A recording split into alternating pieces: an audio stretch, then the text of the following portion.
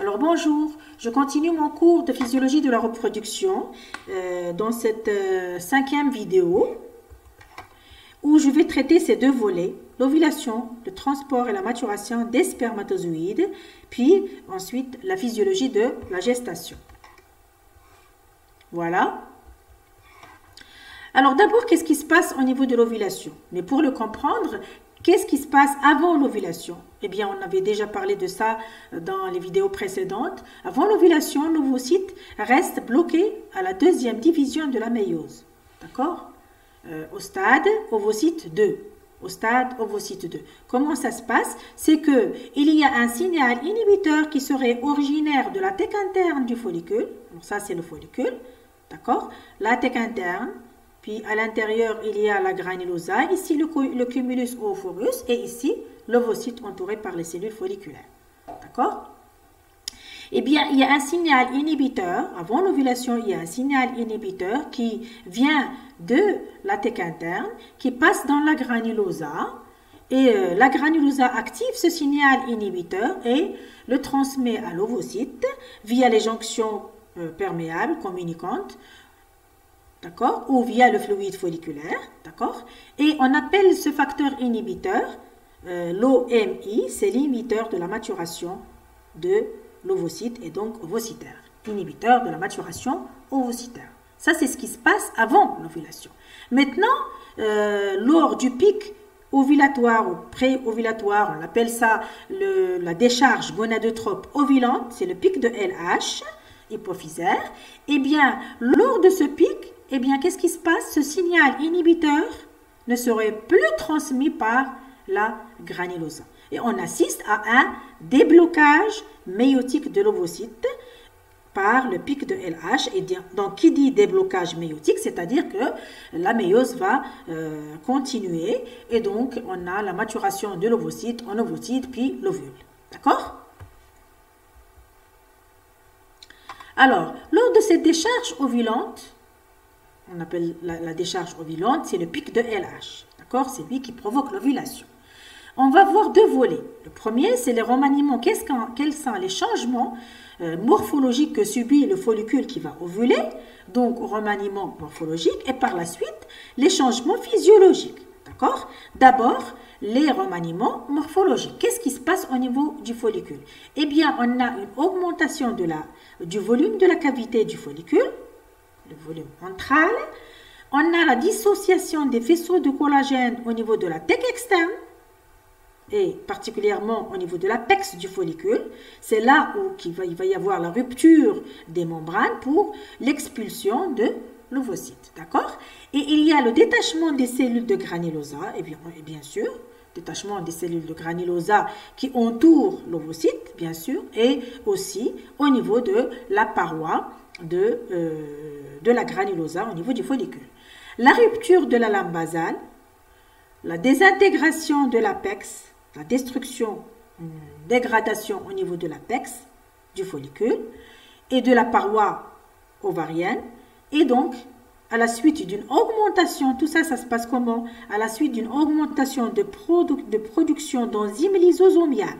Ce sont les enzymes lysosomiales, donc qui viennent du lysosome, qui permettent cette dégradation au niveau de l'apex et au niveau de la paroi ovarienne, la destruction tissulaire, donc autrement dit. Et donc, c'est là où il va y avoir l'ouverture au niveau de l'apex du follicule et bien sûr au niveau de la paroi ovarienne pour l'expulsion de l'ovocyte qui va partir au niveau du pavillon, donc au niveau du tractus génital vers l'ovaire, on a le pavillon. D'accord? Ensuite, on a la contraction du follicule, d'accord, et l'expulsion de l'ovocyte. Ça, c'était les changements morphologiques. Maintenant, les changements physiologiques. On a des remaniements, des changements au niveau de la vascularisation. Il y a une augmentation du flux sanguin au niveau de l'ovaire. L'augmentation du flux sanguin, qu'est-ce que ça fait? Ça favorise l'apport de LH. Donc, il y a plus de LH qui arrive au niveau ovarien. Augmentation de la perméabilité vasculaire. Aussi, on a des activités enzymatiques qui engagent la plasmine, l'activateur du plasminogène, la collagénose. Et donc, ces activités enzymatiques vont permettre, bien sûr, l'ouverture, particulièrement au niveau du follicule et au niveau de la paroi ovarienne, pour la libération ou l'expulsion de l'ovocyte. Et ceci est accompagné par des réactions inflammatoires qui impliquent les cytokines, les prostaglandines F2-alpha, la bradykinine, les leucotriènes et l'histamine. Alors, une fois le follicule ovule, qu'est-ce qui se passe? On assiste à un autre phénomène, c'est que ce follicule, qu'est-ce qu'il va devenir? Il va se transformer en corps jaune. Le corps jaune est appelé corpus luteum.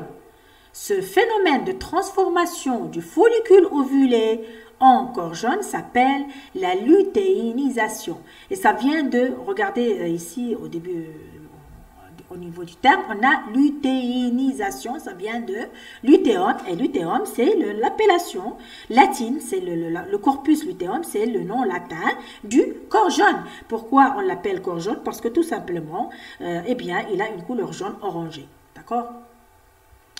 Les cellules, alors qu'est-ce qui se passe au niveau de cette lutéinisation? Les cellules de la thèque interne du follicule qui a ovulé donnent les petites cellules du corps jaune, les petites cellules lutéales. D'accord? Et donc, ces petites cellules lutéales, qu'est-ce qu'elles vont faire? Elles vont sécréter la progestérone. Regardez, j'ai marqué ici PP pour que vous reteniez ça. Ce sont les petites cellules lutéales qui sécrètent la progestérone. Les cellules de la granulosa du follicule qui a ovulé se lutéinisent et se transforment en grandes cellules lutéales. Et ces grandes cellules lutéales vont sécréter les œstrogènes. Et donc, retenez que le corps jaune sécrète les deux, la progestérone et les œstrogènes. Et ce corps jaune reste fonctionnel durant le cycle, durant toute la phase lutéale, il est fonctionnel. On a vu le cycle la dernière fois, dans la vidéo précédente. Et il reste aussi fonctionnel pendant toute la durée de la gestation, parce que pendant la durée de la gestation, on aura besoin de progestérone, vous allez le voir tout à l'heure. Puis, à la fin du cycle, d'accord, et à la fin de la gestation aussi, ou au milieu de la gestation, ou au début de la gestation, ça dépend des espèces, il y a la destruction du corps jaune. Parce que chez certaines espèces, le corps jaune reste actif jusqu'à la fin de la gestation. La gestation, c'est le terme scientifique de la grossesse. On appelle la grossesse, c'est chez la femme. Et la mise bas chez les animaux. D'accord? Alors, donc, retenez pour tout de suite, la régression, c'est la lutéolyse. La régression du corps jaune, la destruction du corps jaune s'appelle la lutéolyse. D'accord? Cette lutéolyse est assurée par une prostaglandine, la PGF2-alpha. Prostaglandine F2-alpha. D'où vient cette prostaglandine? Eh bien, elle vient de l'utérus et particulièrement l'endomètre utérin. D'accord? On va voir ça, comment ça se passe, cette sécrétion et comment elle est stimulée. D'accord? Alors, la lutéolyse, elle correspond à la vasoconstriction, c'est-à-dire que pendant la lutéolyse, on a la vasoconstriction des vaisseaux sanguins qui irriguent l'ovaire, vasoconstriction des vaisseaux sanguins qui irriguent l'ovaire, on a une diminution de la stéroïdogénèse, donc la synthèse des hormones stéroïdes au niveau des petites cellules lutéales. Qu'est-ce qui sécrète les petites cellules lutéales? La progestérone. Donc, on a une diminution de synthèse de progestérone lors de la lutéolyse, parce que le corps jaune est en train de mourir, de se détruire. Donc, il n'y aura plus de sécrétion de progestérone. Et donc, il va dégénérer et mourir. Les cellules du corps jaune meurent aussi. Donc, c'est la lutéolyse.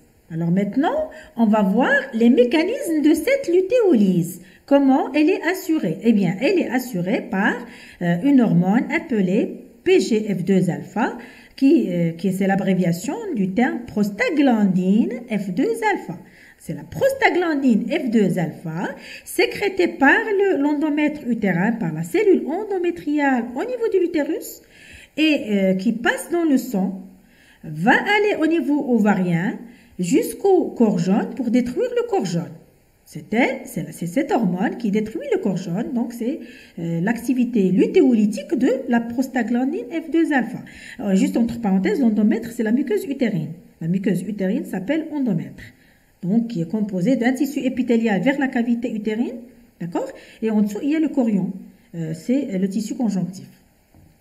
Alors, je ferme cette parenthèse. Alors, cette prostaglandine sécrétée par l'endomètre utérin est stimulée par l'ocytocine. L'ocytocine se fixe sur son récepteur. Le récepteur à l'ocytocine, il est membranaire. Il est situé au niveau de la membrane de la cellule endométriale. L'ocytocine se fixant sur son récepteur va stimuler la production ou la sécrétion de la prostaglandine. Elle-même, la prostaglandine va stimuler l'ocytocine. Et donc, c'est une boucle de régulation qui aboutit finalement à une augmentation, à des pics de grande amplitude de concentration de prostaglandine. Donc, beaucoup de prostaglandine, une grande concentration de prostaglandine qui est à l'origine de la destruction du corps jaune, qui est la lutéolyse. Un autre facteur qui intervient, c'est le stradiol. Le stradiol qui vient de la circulation, eh bien, cet estradiol, il stimule la synthèse de récepteurs endométriaux à l'ocytocine. Stimule la synthèse endométriaux, donc de récepteurs endométriaux à l'ocytocine. D'accord? Eh bien, plus il y a de récepteurs à l'ocytocine et plus l'ocytocine va se fixer sur son récepteur. Et donc, cette voie est activée et donc, ça va stimuler à son tour la libération de prostaglandine F2-alpha.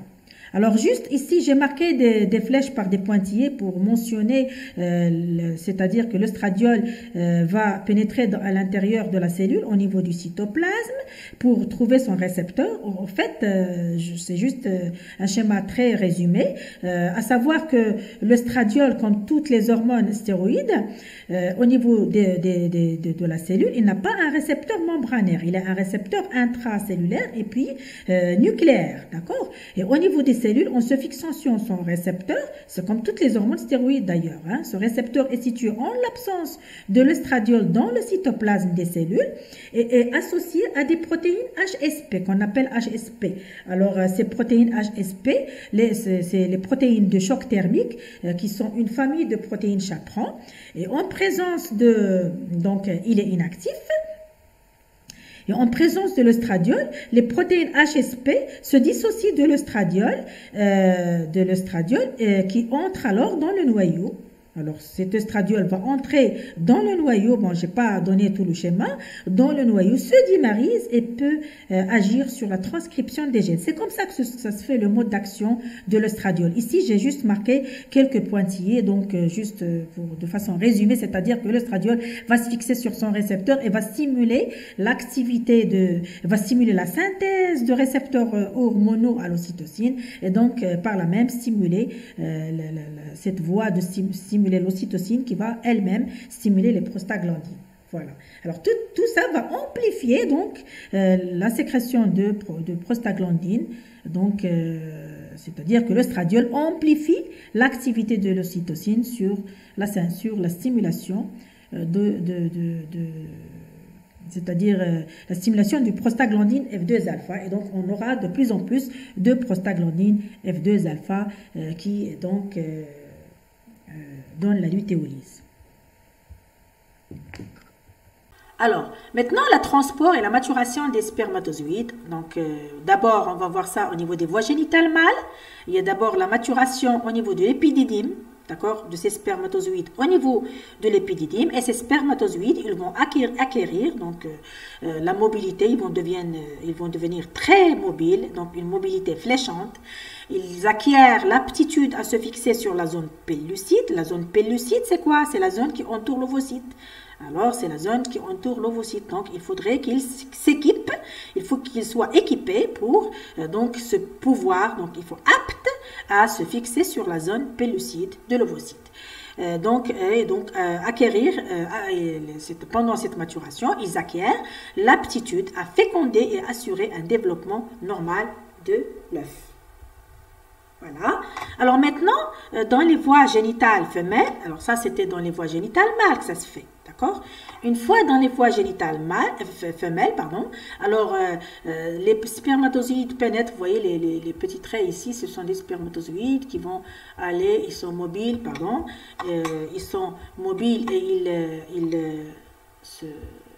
ils avancent. Là, je cherche la souris, là. Ils avancent et donc ils vont aller vers la trempe de Fallope. Voilà.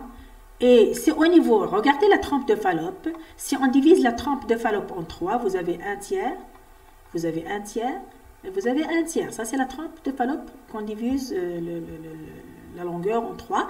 Eh bien, c'est au niveau du tiers supérieur, d'accord, que se fait la fécondation. Le spermatozoïde va rencontrer un ovocyte 2, donc c'est au niveau de la métaphase 2. Donc ça, c'est la méiose, la deuxième division de la méiose. D'accord? Et on est au stade ovocyte 2 au niveau de l'ovocyte. D'accord? Alors, qu'est-ce qui se passe à ce niveau-là? Il y a le dépôt des spermatozoïdes, donc le liquide séminal, c'est qui contient les spermatozoïdes, le dépôt des spermatozoïdes. D'abord, il y a l'élimination du liquide séminal, d'accord, au niveau du col. Alors ça, c'est le col utérin, au niveau du col utérin. Non, ça c'est la cavité vaginale et bien sûr plus haut, c'est le col utérin, d'accord? Il y a le dépôt des spermatozoïdes et au niveau du col utérin, le col c'est le cervix, d'accord? Il va y avoir élimination du liquide séminal, donc au niveau du col, donc au niveau de on a la glaire cervicale et le remontée progressive de ces spermatozoïdes, le long du tractus génital féminin et il va y avoir la capacitation de ces spermatozoïdes par les sécrétions utérines et tubaires du tube, donc au niveau de la trempe de Fallope. C'est les sécrétions qui vont permettre la capacitation de ce spermatozoïde. Et donc, on a la fécondation au niveau du tiers supérieur, c'est le tiers externe de la trempe de Fallope. Voilà, ça c'est la fécondation. Donc, il arrive au niveau de l'ovocyte. D'accord, c'est le spermatozoïde, ici c'est l'ovocyte. Mais comme je dis, cette fécondation, qu'est-ce qu'elle nécessite? La capacitation des spermatozoïdes dans l'appareil génital mâle. Et ici, il est déjà capacité par les sécrétions utérines et tubaires. D'accord? Alors, comment cette capacitation se fait dans les voies génitales femelles? Par les modifications structurales et fonctionnelles du spermatozoïde. Elle se déroule essentiellement dans l'utérus et la trempe de Fallope et elle donne de la modification de la membrane plasmique du spermatozoïde. S'il n'est pas capacité, s'il n'y a pas un changement, une variation dans la membrane plasmique du cytoplasme, eh bien, il ne peut pas féconder un ovocyte. Il ne peut pas féconder l'ovocyte. D'accord? Quelles sont les étapes de cette interaction entre les gamètes mâles et femelles? Alors ça, c'est l'ovocyte. Alors, c'est comme une petite sphère là. On a fait une section ici pour montrer qu'est-ce qu'il y a à l'intérieur. D'accord? Et ça, c'est la zone pellucide qui entoure l'ovocyte. Ça, c'est la zone ZP pour zone pellucide. D'accord? Ici, il y a l'espace vitellin. Ça, c'est la membrane ovocytaire. Et juste vers l'intérieur, on a les granules corticaux. Ok? D'accord?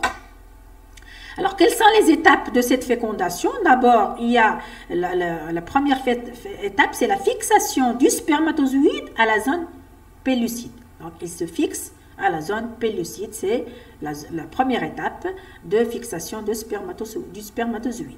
Ensuite, la deuxième étape, la réaction acrosomique. Il faut que l'acrosome, ça se trouve au niveau de la tête du spermatozoïde, il faut qu'il fasse une réaction, d'accord? Ça, vous l'avez étudié avec le cours d'embryologie, donc en première année, d'accord? En S1. Voilà, donc je ne reviens pas sur ces phénomènes-là. Il faut que le spermatozoïde subisse la réaction acrosomique, on l'appelle aussi la réaction acrosomiale.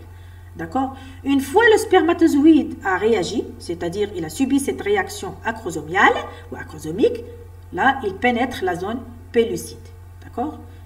Il est toujours en train de pénétrer la zone pellucide jusqu'à arriver, d'accord, à la membrane plasmique de l'ovocyte. Donc, et c'est là, c'est à ce niveau-là qu'il va y avoir la fusion des gamètes. D'accord? Et une fois cette étape franchie, il y a par la suite l'activation de l'ovocyte, activation ovocytaire. À cette étape-là, d'accord, il n'y a plus de spermatozoïde qui va pouvoir se fixer sur la zone pellucide. D'accord? Parce que la zone pellucide, elle va être modifiée. Et ça, qu'est-ce que ça fait? Ça fait le blocage de la polyspermie, c'est-à-dire qu'il n'y aura pas d'autres spermatozoïdes qui vont féconder l'ovule. C'est un blocage de polyspermie, plusieurs spermatozoïdes qui vont bloquer. Un seul spermatozoïde féconde l'ovule, l'ovocyte. Quelles sont les conséquences de cette activation ovocytaire? C'est ce que je viens de dire, donc je vous dis le texte ici. C'est la pénétration du spermatozoïde, le blocage de la polyspermie et la reprise et l'achèvement de la méiose ovocytaire. La reprise de la méiose ovocytaire. Et la formation du pôle nucléaire femelle, haploïde, donc un N chromosome, d'accord? Et ensuite, on a la transformation du spermatozoïde avec la formation du pôle nucléaire mâle, haploïde aussi.